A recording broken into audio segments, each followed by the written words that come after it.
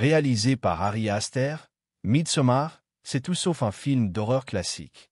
Ça se passe en plein jour, sous un soleil éclatant, et pourtant, c'est un film folk-horror psychologique super dérangeant. L'histoire, c'est celle d'une femme brisée par le drame qui se laisse aspirer par les rituels étranges et terrifiants d'une espèce de secte. Elle glisse doucement mais sûrement vers la folie. Avec ses couleurs vives, ses fleurs partout et cette lumière du jour interminable, ce cauchemar en plein soleil ne vous laissera pas indemne.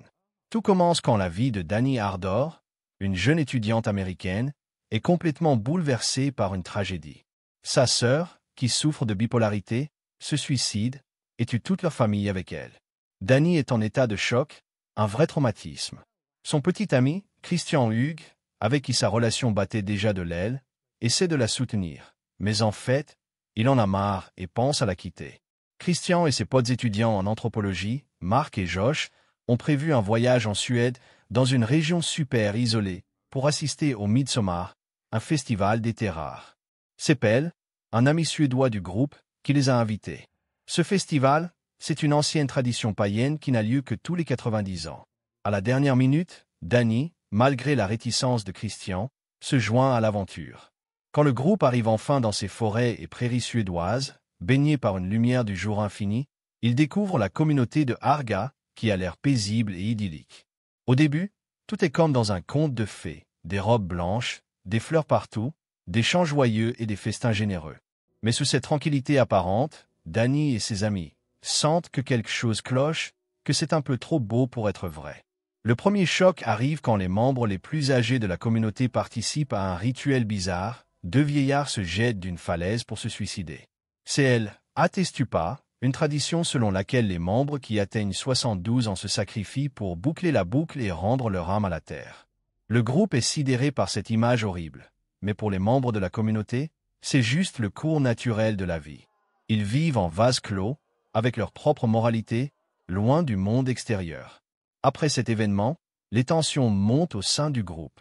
Josh est obsédé par l'idée de faire des recherches sur les textes religieux et les rituels de la communauté.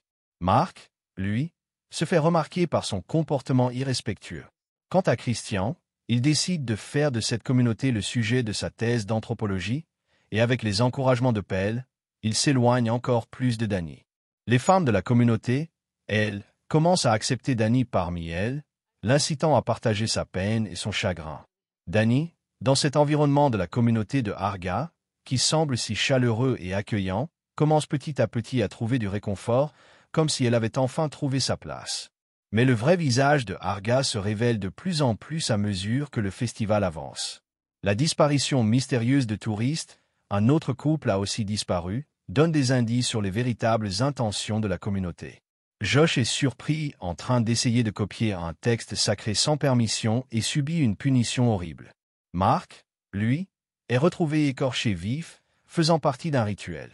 Christian est aussi manipulé et drogué pour participer à un rituel de reproduction avec Maja, une jeune femme de la communauté. Quand Danny est témoin de ça, elle est anéantie.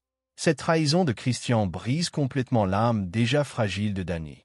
Le point culminant du film, c'est quand Danny est choisi comme May Queen.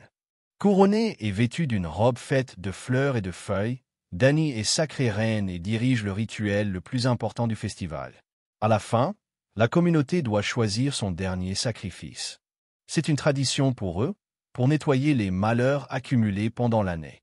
9 personnes sont désignées comme victimes. 6 membres de la communauté, volontaires ou coupables, les touristes disparus plus tôt, et bien sûr, Christian. Danny, en tant que reine, doit prendre la décision finale.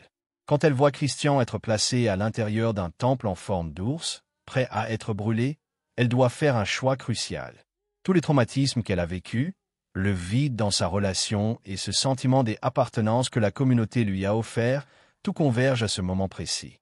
Dans la scène finale, Danny approuve le sacrifice de Christian. Alors qu'elle regarde le temple en flammes et entend les cris de son ex-petit ami, un sourire glaçant apparaît lentement sur son visage. Ce moment symbolise sa libération de ses souffrances personnelles et son intégration totale dans la communauté de Harga. Elle est désormais coupée de ses liens traumatiques avec son ancien monde et a trouvé la paix dans cette nouvelle famille, aussi terrifiante soit-elle.